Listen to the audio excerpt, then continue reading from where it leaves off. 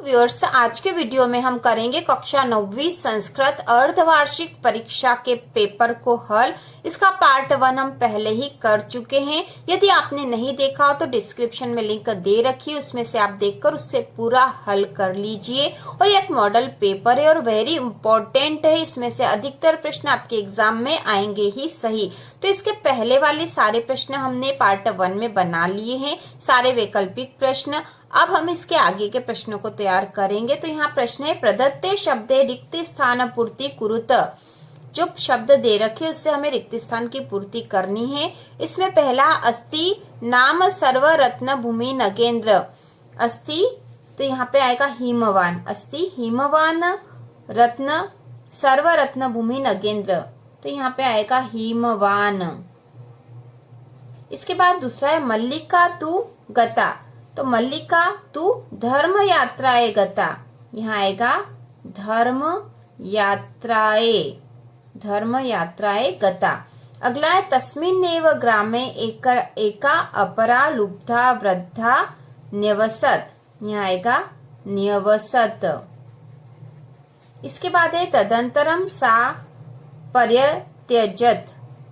तदंतरम सा लोभ, यहाँ पे आ जाएगा लोभ पर्यत्यज्यत।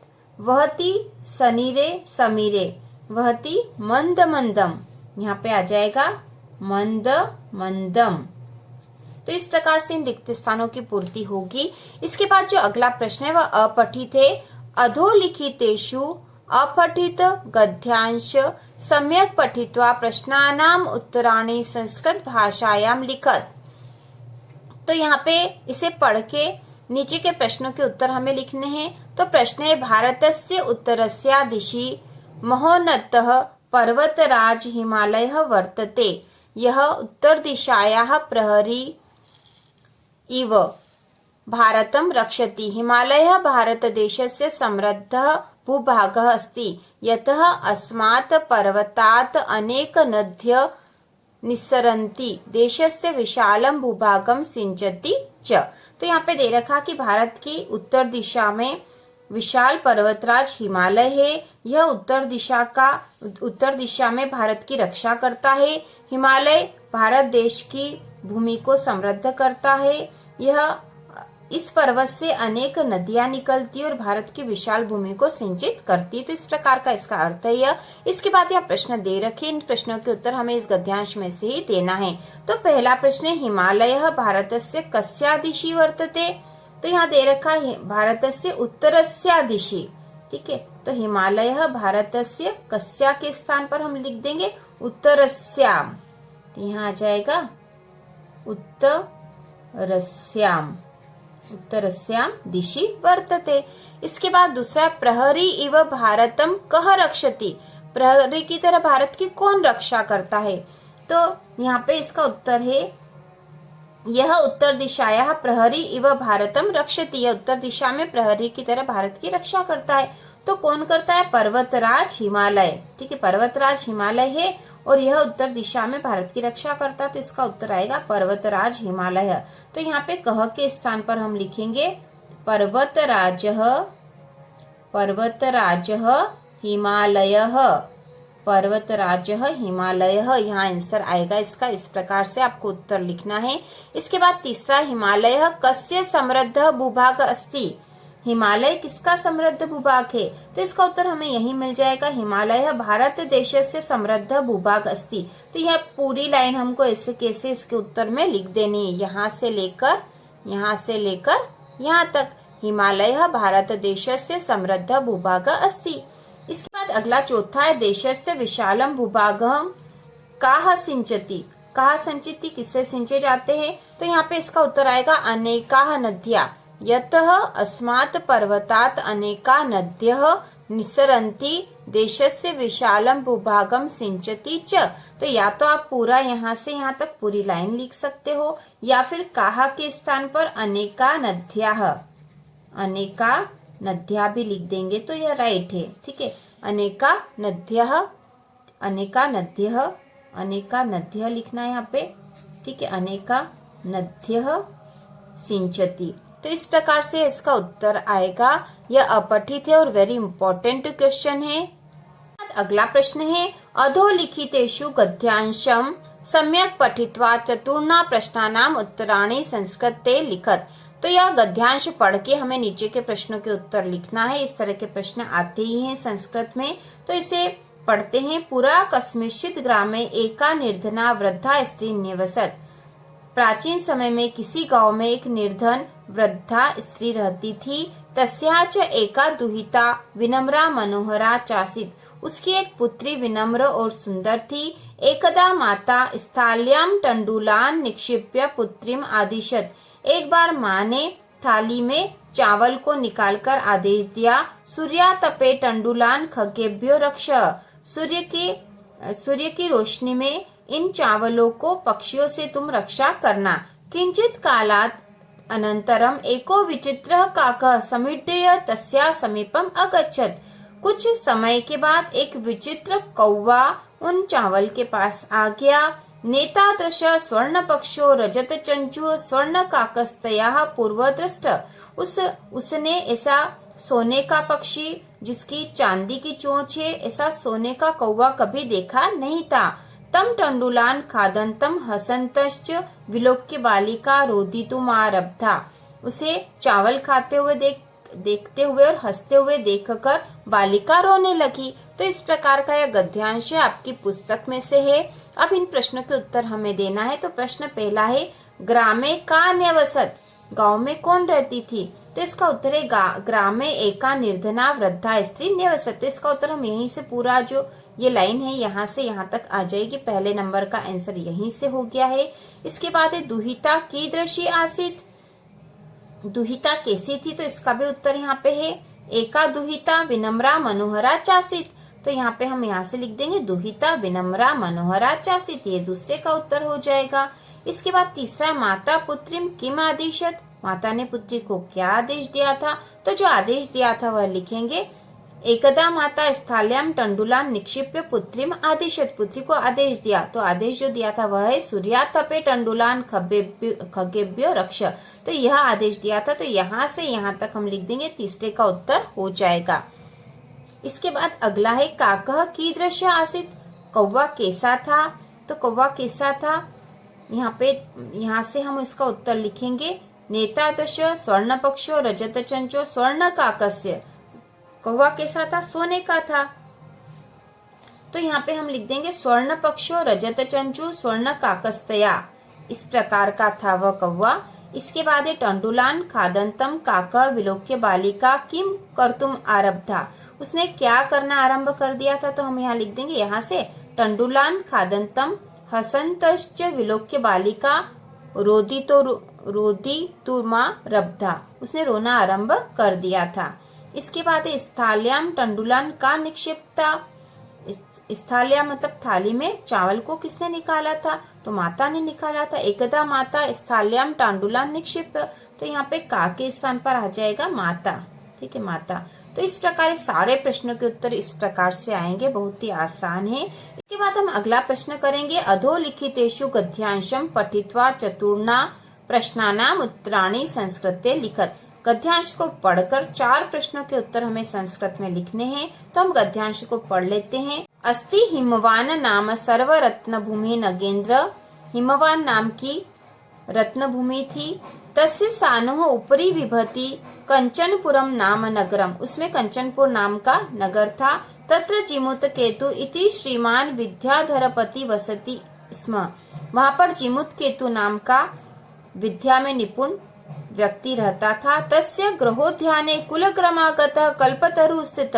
उसके गृह उद्यान में कुलक्रमागत मतलब परंपरा से चला आता हुआ कल्प वृक्ष स्थित था। स राजा जिमुत केतु तम कल्पतरुम आराध्य तत्प्रसादात च बोधि सत्वांश संभवम जिमुत वाहनम नाम पुत्रम प्राप्नोत।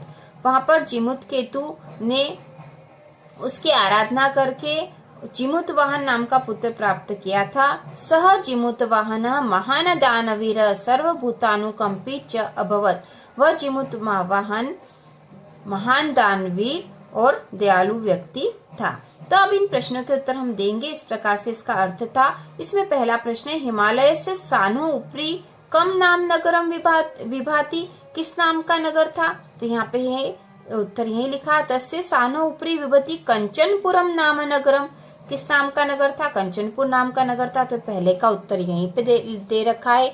दूसरा है, सर्वरत्न भूमि नगेंद्र से नाम किम, सर्वरत्न भूमि नगेंद्र से नाम क्या था? तो यहाँ पे है अस्ति हिमवान नाम। ठीक है, अस्ति हिमवान नाम सर्वरत्न भूमि नगेंद्र। तो ये दूसरे का उत्तर यहाँ से यहाँ तक है।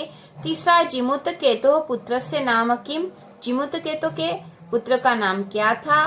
तो उसके पुत्र का नाम था जिमुत वाहन। ठीक है, जिमुत वाहन उसका नाम था। तो यहाँ पे किम के स्थान पर हम लिख देंगे जिमुत वाहन। इसके बाद, जिमुत वाहन कीदृश आसीत, जिमुत वाहन कैसा था?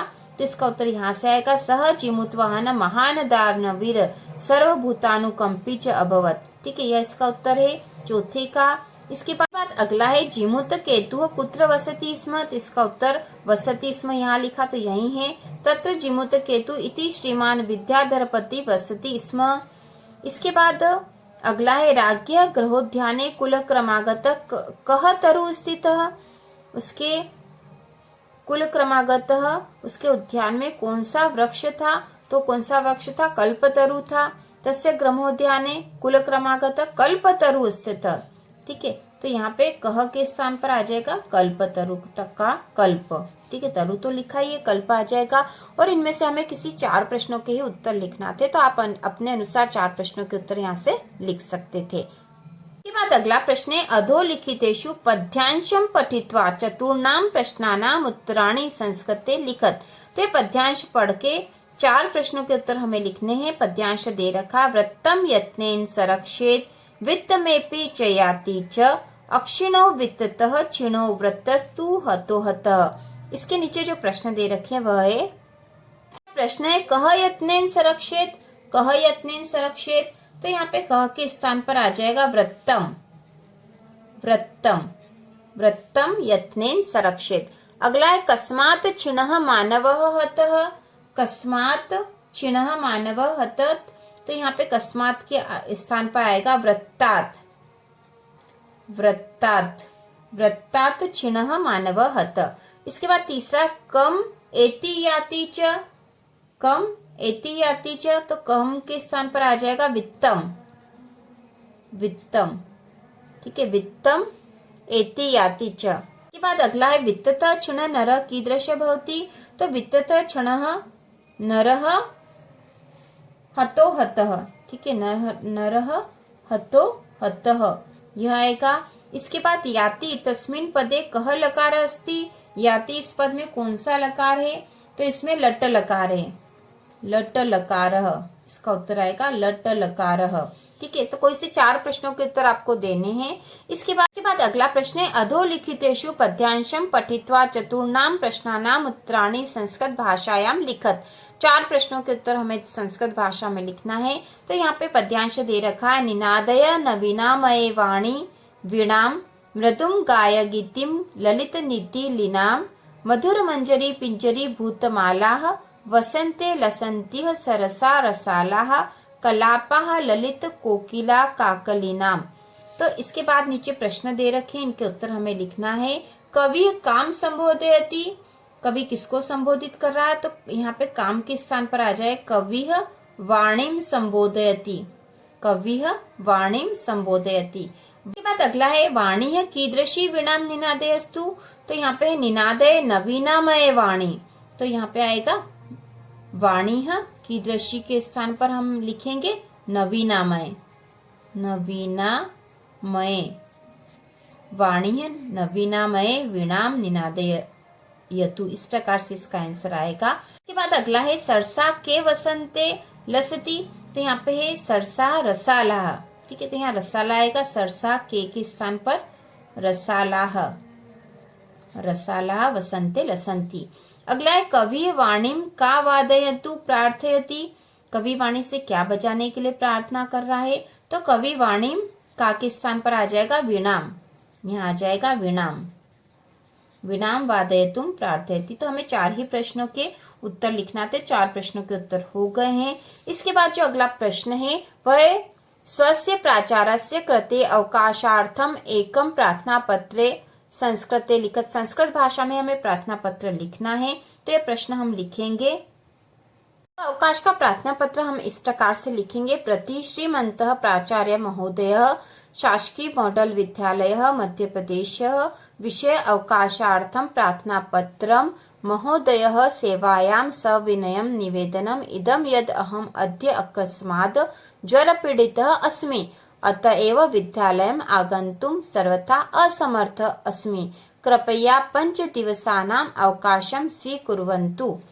दिनांक भवती शिष्यः कक्षा 9वीं। तो इस प्रकार से प्रार्थना पत्र लिखना है। इसका एक अलग से वीडियो भी आने वाला है जिसमें हम इसको अच्छे से समझ लेंगे। इसके बाद जो अगला प्रश्न है वह प्रश्न पत्रे समागतान श्लोकान विहाय स्वपाठ्य पुस्तकात कंठस्थीकृतम सुभाषित द्वयम लिखत। तो 2 श्लोक लिखने वाला प्रश्न है, ये एग्जाम में आता ही है और जो सरल श्लोक है उसका वीडियो जल्द ही चैनल पर आएगा जिससे कि आप इनकी तैयारी कर सकते हो। 4 और 4 8 नंबर की प्रश्नों की तैयारी आप आसानी से कर पाओगे।